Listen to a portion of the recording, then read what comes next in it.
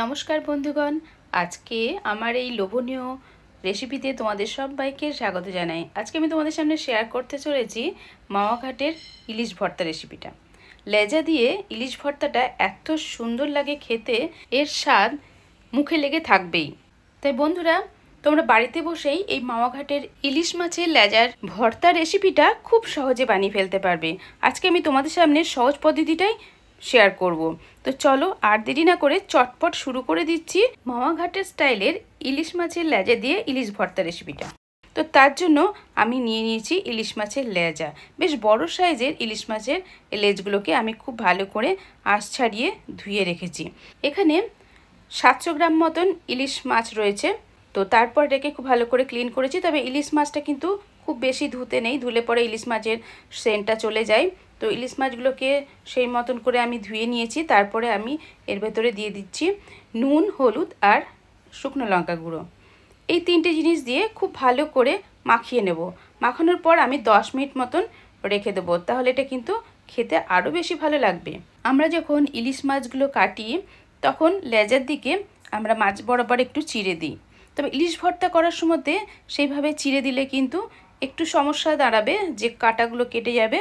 ইলিশ মাছের ভর্তা করার সময় সেই কাঁটাগুলো বাছতে অনেক টাইম লাগবে, সেই জন্য আমি মাছ বরাবর কেটে দিইনি। এবারে আমি মূল রান্নায় চলে এসেছি। এখানে আমি উনানে কড়াই বসিয়ে দিয়েছি, কড়াইতে দিয়ে দিলাম সর্ষের তেল। তবে অবশ্যই কিন্তু এই রান্নাটা সর্ষের তেলেই করতে হবে, তাতেই কিন্তু এর টেস্ট দুর্দান্তভাবে বেড়ে যাবে। এবারে এই তেলের ভেতরে আমি একটুখানি নুন দিয়ে দিলাম। এতে লেজাগুলো ভাজার সময় তেলের কড়াইতে লেগেও যাবে না, আবার চিটচিট করে ছুটেও আসবে না। তো এখন আমি 3টে লেজাকেই এখানে দিয়ে দিলাম। তো অল্প তেলেই আমি এই লেজাগুলো ভালো করে ভেজে নেব। তো আমার লেজাগুলো ভাজতে মোটামুটি 2 থেকে 3 মিনিট সময় লাগবে। গ্যাসের ফ্লেমটাকে আমি একটু মিডিয়াম করে লেজাগুলো ভেজে নিচ্ছি। তবে আমি এখানে ঢাকা দিচ্ছি না, তবে আমার এই অস্ত্র হিসেবে এটাকে আমি অ্যাপ্লাই করি। কারণ যখন তেলে মাছ ভাজা হয় তখন তো ছিটকে আসে, ওই জন্য আমি এইভাবে হালকা করে ঢাকা দিয়ে রাখি অর্ধেকটা করে। তারপর এই দিকটা ভাজা হয়ে গেছে, এখন এবারে উল্টে দিলাম সব শুদ্ধ। উল্টে দেওয়ার পরও কিন্তু ওই সাইডটাও একটু ভেজে নেব। বন্ধুরা, তোমরাও আমার এই টিপসটা অ্যাপ্লাই করতে পারো। যখনই মাছ তেলে ছেড়ে দেবে তখনই সামনে একটা ঢাকা রেডি রাখবে বাঁ হাতে, দিয়ে ঢাকা দিয়ে সামনের দিকটাকে প্রোটেক্ট করে তোমরা মাছ ভাজবে, দেখবে তোমাদের গায়ে কিন্তু তেল আসবে না। এইভাবেই কিন্তু আমি রান্নাগুলো করে থাকি। তো সেটাই তোমাদের সামনে শেয়ার করলাম। আশা করি আমার এই টিপসটা তোমাদের অনেক কাজে লাগবে। অবশ্যই কিন্তু কমেন্ট করে লিখে জানাবে কে কে এইভাবে রান্না করো। এখন আমার লেজাগুলো ভেজে নেওয়া কমপ্লিট হয়ে গেছে। একটা একটা করে তেল থেকে ইলিশ লেজাগুলোকে একটা জায়গায় তুলে নিলাম। তবে বন্ধুরা, আর একটা টিপস এখানে শেয়ার করছি। এই ইলিশ মাছের লেজাগুলো ভাজার সময় খুব ডিপ করে ফ্রাই করবে না, তাহলে পরে কিন্তু মাছটা স্টিপ হয়ে যাবে, ইলিশ ভর্তাটা খেতেও কিন্তু ভালো লাগবে না। আমি ভেজেছি, বেশ ভালো একটু কালার এসেছে, তখনই আমি তুলে নিলাম। দেখতেই পাচ্ছ এইভাবে ইলিশ মাছের লেজাগুলোকে ভেজে নিতে হবে। এবারে যে তেলটা রইলো তাতে আমি শুকনো লঙ্কা ভেজে নিচ্ছি, কারণ ইলিশ ভর্তায় শুকনো লঙ্কা দিলে ইলিশ ভর্তার টেস্টটা কিন্তু অনেকটাই খুলে যায়, আবার ঝাল ঝাল হয় খেতে। তো আমি 4টে শুকনো লঙ্কাকে খুব ভালো করে নেড়ে চেড়ে একটু কালারটা চেঞ্জ হওয়া পর্যন্ত আর সেন্টটা বেরোনো পর্যন্ত আমি এটাকে ভেজে নিলাম। তারপর লঙ্কাগুলোকে আমি প্লেটে তুলে নিলাম। মাছ ভাজা হয়ে গেল, শুকনো লঙ্কাগুলো ভেজে নিয়েছি, দুটো কাজ একসাথে হয়ে গেল। এবার পড়ে রইল এক্সট্রা এই তেলটা। এই তেলটাও কিন্তু গরম গরম ওই ভর্তাতে দিতে হবে। তো সেই জন্য এই তেলটা অবশিষ্ট রইল, এটা পরে কাজে লাগবে। এবার চলে যাচ্ছি আসল কাজে। এখন আমি পাটার ওপরে নিয়ে নিচ্ছি ইলিশ মাছের লেজাগুলো। এগুলোকে নিয়ে নিলাম। এবারে দেখো এবার কি করব, শুকনো লঙ্কাগুলো এখানে নিয়ে নিলাম। আর আমি একটা বড় সাইজের পেঁয়াজকে খুব মিহি মিহি করে কুচিয়ে রেখেছি। তবে তোমরা চেষ্টা করবে যতটা কুচি করে পেঁয়াজটা কাটা যায় ততটাই। এবার আমি শুকনো লঙ্কাকে একটু হাফ ডাস্ট করে নেব।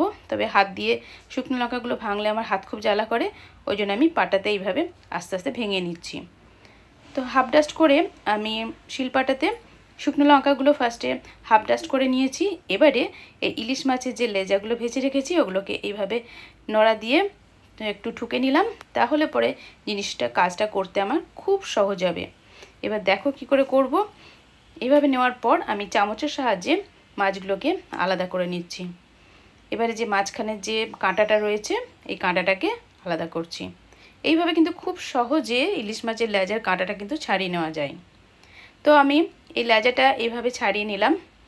তারপরে গায়ের লেজার কাঁটার কাছে যে মাছগুলো আছে চামচের সাহায্যে এইভাবে ছাড়িয়ে ছাড়িয়ে নিয়ে নিচ্ছি। একদম পরিষ্কারভাবে কাঁটাটা ছাড়িয়ে নিলাম। তারপরে এর ভেতরে কিন্তু ছোট ছোট অনেক কাঁটা আছে। তো এই ছোট ছোট কাঁটাগুলো কিন্তু এবার আমি হাত দিয়ে ভালো করে বেছে নেব, কারণ ছোট থেকে বড় সবাই কিন্তু এই কাঁটার ভয়েতেই অনেকে ইলিশ মাছ খেতে পছন্দ করে না। তো এইরকমভাবে যদি বেছে নাও তাহলে পরে ছোটরাও কিন্তু খুব ভালোবেসে এই ইলিশ ভর্তাটা খেতে পারবে। ওই জন্য আমি কাঁটাগুলোকে সব ফেলে দিচ্ছি। তো এই টিপসটাও আমি আগে একটা বলেছিলাম যে ইলিশ মাছটা যখন কেটেছি তখন কিন্তু ইলিশ মাছের লেজাতে দেখবে অনেকে মাঝখানটা চিড়ে চিড়ে দেয়, তো সেটা আমি দিইনি এই কারণেই যে এই যে কাঁটাগুলো দেখছো বড় বড় আছে, সে বড় বড় কাঁটাগুলো কিন্তু কেটে গিয়ে ছোটো ছোটো হয়ে যেত। তো এই বেছে নেওয়ার সুবিধার জন্য আমি কাটিনি। সমস্ত মাছগুলো আমার বেছে নেওয়া কমপ্লিট হয়ে গেছে, একটাও এর মধ্যে কাটা নেই। খুব ভালো করে আমি বেছে নিয়েছি। তবে কাঁটা বাছার সময় একটা টিপস বলে দিচ্ছি, হাতে একটু জল নেবে, একটা বাটিতে জল হাত করে করে কাঁটা ছাড়াবে, খুব সহজে ছেড়ে যাবে। এর ভেতরে দিয়ে দিলাম কুচিয়ে রাখা পেঁয়াজ আর ধনেপাতা আর শুকনো লঙ্কা, আর দিলাম স্বাদ মতো নুন। এবার দিয়ে দিচ্ছি সেই গরম তেলটা, মাছ লেজা ভাজার যে তেলটা, সেই তেলটা আমি 2 চামচ পরিমাণে দিয়ে দিলাম। আর দিয়ে দিলাম মশলা, এখানে আমি চাট মশলা ব্যবহার করছি। তো তারপরে এবার হাত দিয়ে কিন্তু খুব ভালো করে মাখাতে হবে। এই মাখানোর কাজটা কিন্তু ভীষণ ভালো হতে হবে, চামচে করে মাখালে চলবে না, এই হাত দিয়েই কিন্তু ভালো করে চটকে চটকে মাখাতে হবে। পেঁয়াজগুলো একটু হাফ ভাঙা ভাঙা হয়ে যাবে, আর মাছ, পেঁয়াজ, তারপরে শুকনো লঙ্কা, ধনেপাতা সমস্ত কিছু একসাথে যাতে চটকে যায় সেরকমভাবে চেপে চেপে চেপে চেপে এই সমস্ত উপকরণের সাথে ভালো করে মাখিয়ে নিতে হবে। এবারে ইলিশ ভর্তাটা মাখানো আমার একদম কমপ্লিট হয়ে গেছে। এবারে পরিবেশনের পালা, তার জন্য একটু এক জায়গায় তুলে রাখছি। এটাকে আমি একটা শেপ দিয়ে নেব, ইলিশ মাছের লেজার শেপটা দিয়ে নেব। এবারে সেই শেপটা দেওয়ার জন্য এরকম করে প্রথমে সেট করে নিচ্ছি। দেখো কতটা সুন্দর লাগবে, একদম মামাঘাটের যে টেস্ট হয় সেই টেস্টের ইলিশ ভর্তা রেসিপিটা তোমাদের সামনে শেয়ার করলাম। খেতে কেমন হচ্ছে সেটাও বলে দিচ্ছি। প্রথমে আমি শেপটা করে নিই, দেখো শেপটা কীরকম হয়েছে। তোমরা যে যার মতন করে তোমরা ডিসপ্লে করতে পারো। ইলিশ লেজা ভর্তার রেসিপি ডিসপ্লেটা কেমন হয়েছে সেটা কিন্তু তোমরা অবশ্যই একটু কমেন্ট করে লিখে জানিও। আর খেতে কেমন হয়েছে সেটা এক্ষুনি আমি বলে দেবো। এই রেসিপিটা গরম গরম ভাতের সাথে খেতে কিন্তু অসাধারণ লাগে। তো আমি আর লোভ সামলাতে না পেরে আমিও বসে গেছি গরম গরম ভাত নিয়ে। এই ইলিশ ভর্তা নিয়ে একটাও কাঁটা ছিল না, দারুণ টেস্টি হয়েছে। তোমরাও খাবে, ফ্যামিলির সবাইকে করে খাওয়াবে। তোমাকে কিন্তু বারবার এই রেসিপিটাই বানাতে হবে। বর্ষাকালে ইলিশ মাছের সময় ইলিশ ভর্তা একবার তোমাদের খেতেই হবে। তো এইভাবে গরম ভাতের সাথে চটকে মেখে একদম খেয়ে ফ্যামিলির সাথে এনজয় করো। তো আমার এই ভিডিওটা কেমন লাগলো অবশ্যই কিন্তু কমেন্ট করে লিখে জানাবে। ভালো লাগলে তোমাদের ফ্রেন্ড সার্কেলকে অনেক অনেক শেয়ার করার অনুরোধ রইল। আর অবশ্যই একটা লাইক করে দিও। নতুন বন্ধু হয়ে থাকলে অবশ্যই আমার চ্যানেলটিকে সাবস্ক্রাইব করে নোটিফিকেশান দান করে আমার পাশেই থেকো। নেক্সট টাইম আরও আমি নিত্য নতুন ভিডিওর সাথে চলে আসবো তোমাদের সামনে। তোমরা বাড়িতে থাকো, সুস্থ থাকো। Tata, bye bye.